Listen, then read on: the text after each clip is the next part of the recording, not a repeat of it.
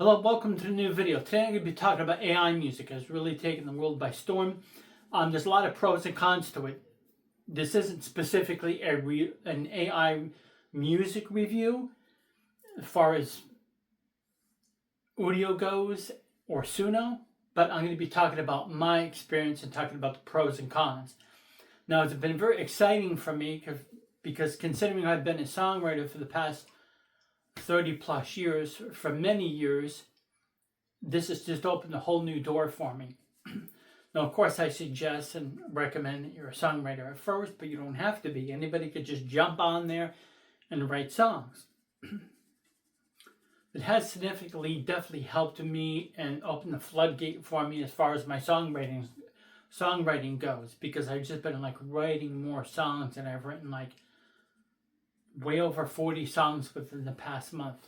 Something I haven't ever done before. Because before that, primarily when I would write songs down on paper, I had my music, but I would never really combine the two. There was really never any lyrics for that music. There was never any music for those lyrics. And I had ideas and stuff like that. And some of the stuff I did put lyrics to some of my music, but when you generate something off of online, it's going to be totally different music. And there's only so much you can control.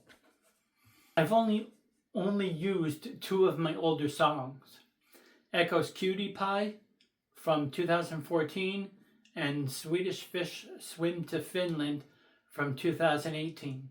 Other than that, most of all the other songs I've done, I've just written on the spot. I've been wanting to do my older songs, but I've just been steamrolling with this and just going and just writing songs like crazy.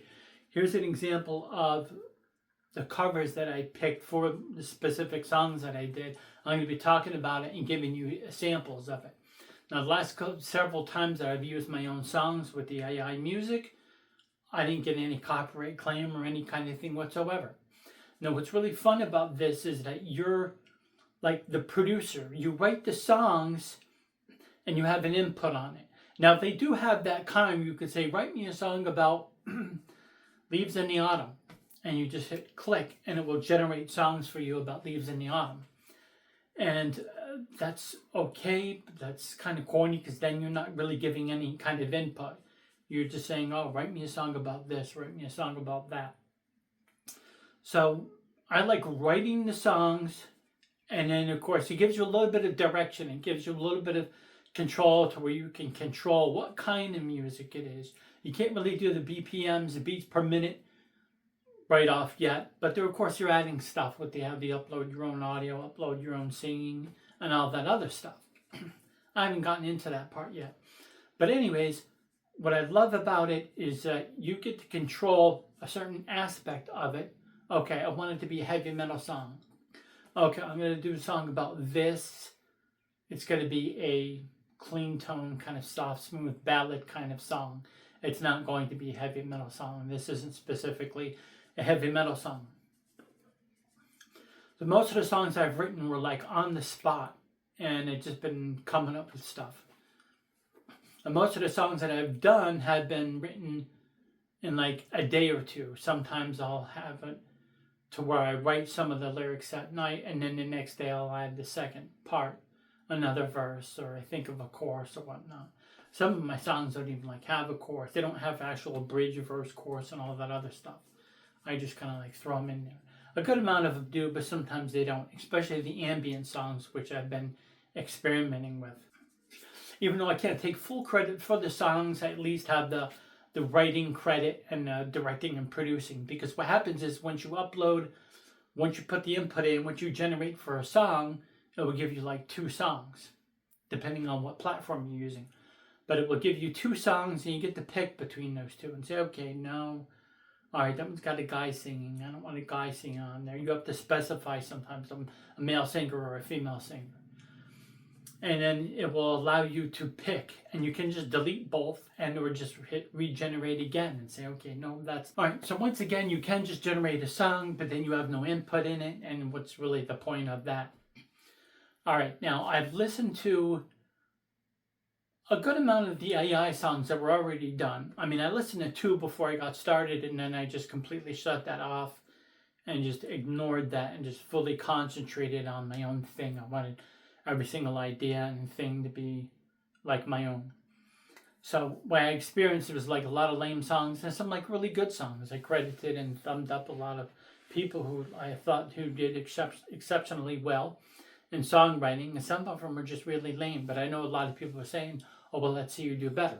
So that's where this comes in. This is like, okay, I'll show you I can do better than that, especially those songs. I mean, holy shit. I'm not the best songwriter in the world, but I always try to create something different and try to write something, as different as I can. All right, so songwriting. As far as the songwriting goes, if you listen to any like pop song that's been out in the past 30 years, top 40, you'll see that there's not really a highly skilled level songwriter there. Some of the songs have been lame. Now, if you're one of those people who love pop and who defend it like crazy, then this video isn't for you. You're not going to want to hear this, but it's a lot of lame ass shit. And many of you will agree. You listen to it, you're like, well, what the heck? That's friggin' ridiculous. There's just a lot of friggin' ridiculous songwriting out there. The song might be catchy. There might be a hook. There might be musical aspects and elements of the song that you like, but that's my whole point. When I wrote some like pop songs, I'm like, you know what? I could do this in my friggin' dang sleep. So I wrote some songs and I put pop or dance on a couple of these, and they came out all right. Some of the ideas I had from years ago, but my point was it's not like insanely difficult to write songs. Let's start off with Udio.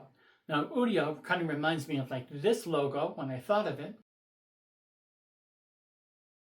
So that's what I thought of when I thought of Udio. I'm like, Udio, okay, where'd they get this? Did they combine Udio and then Dio? Who the heck knows?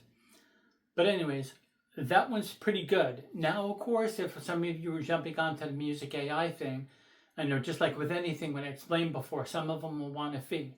So it's $10 to $13, like $15 per month or something like that, which I paid for on both Udio and Suno. And let me tell you, it's definitely worth it. You could create more. There's a little bit more leeway they give you, stuff you can access and stuff you can do, than opposed to having just a generic subscription, a basic subscription, or like no subscription at all. You're just going onto the site to fool around with it. But I definitely recommend both of them, and they're both good. And there's pros and cons in it.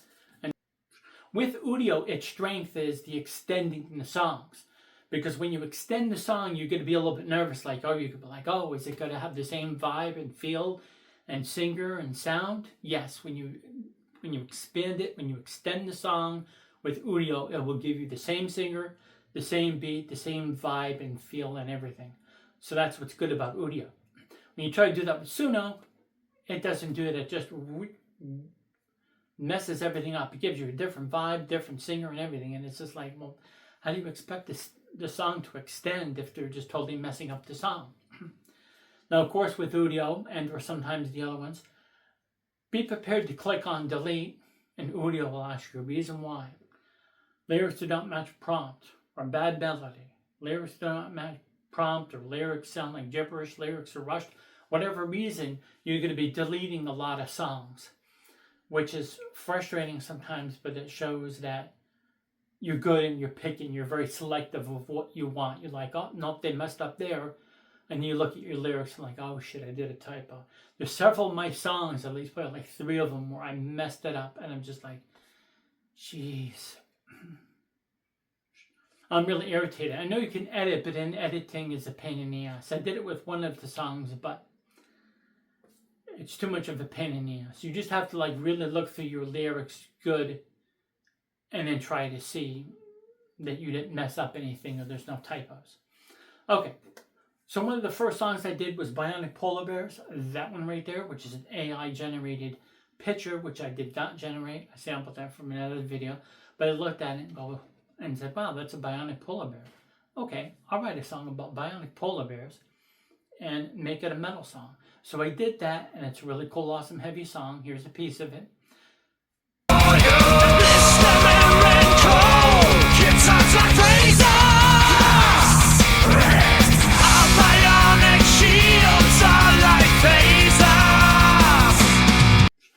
Second song, Echo's Cutie Pie. Now this song and basically has a 1940s theme, and the reason for that is they got the song title from a racing forum. In 2014, I was looking at some of the horses' names. I was bored at work one day looking through a racing forum. And I was looking at the horses' names, and they got some funny, odd, cute, stupid names. And I'm like, oh, Echo's Cutie Pie. That sounds like a cool song title. So off the tape I did, Girl Crazy, I used the song title, Echo's Cutie Pie. So the music that I have on my tape is totally different from what you hear there. Here's a piece. Yellow Rose of Texas, same concept. I wanted that kind of like 1940s swing feeling vibe to it. So I did that. It's a really cool song. Medusa Media, off of the tape, the last tape that I was working on, Electric Venom. Electric Venom was about the TV media lies and stuff. And I didn't want to get too political. But of course I had Electric Venom and the same song concept, but a different name, Medusa Media. I wrote that song out. And I was like, okay, yeah, I'll use that, Medusa Media, and do that one too. So that one I wrote about a year and a half ago, Medusa Media. This one's another heavy metal song. Check it out. She'll tell you lies as she looks into your eyes. Turn your heart and your head into stone. All right, so the next song is a pop song, one of those other songs. I'm like, all right, you know, I could write an easy candy-ass pop song too. So I wrote down the lyrics, and that picture right there, I was like, oh, I had the concept of girls skating on the rings of Saturn. And I wrote that. I had a couple of the lyrics down, and I was like, you know what? Skating on the rings of Saturn isn't going to make much sense. I guess I'll call it Skating on Titan. Of course, the next song, Blood Moon. Of course, most of you know I'm a really big Savatage fan. And I was this was inspired by When the Crowds Are Gone by Savatage. I was like, all right, I need piano. I need a luxurious, beautiful, like mansion. But it's kind of like eerie, it's scary, it's kind of dark. And it has that kind of vibe and feel. A neoclassical metal thing with, you know, metal with violins, piano, and all that other stuff. So I was hoping for something a little bit more epic and stuff like that, but it came out pretty good. I wanted it to be like a slow piano. You can't really hear hardly any piano in it, even though I put piano down in there. But she plays her piano in the dark, so I thought that was really cool. And I went from there and I started writing it, and it came out pretty good. She plays the piano in the dark, ghosts whisper in the night, such a haunting melody. And orchids. Once again, I wanted to experiment, and these songs generate really fast. That's one of the other things I'm really impressed with and love about the AI music stuff. You would think it would take like 10 to 15 minutes, and even 10-15 minutes to do a song is kind of reasonable if a band or, you know, was in the studio or whatnot, or somebody was writing a song. But these things generate within friggin' 60 seconds, sometimes under 60 seconds. It's crazy. Fully concentrate on songs, and I got a little bit tired of Udio with their not giving me what I wanted.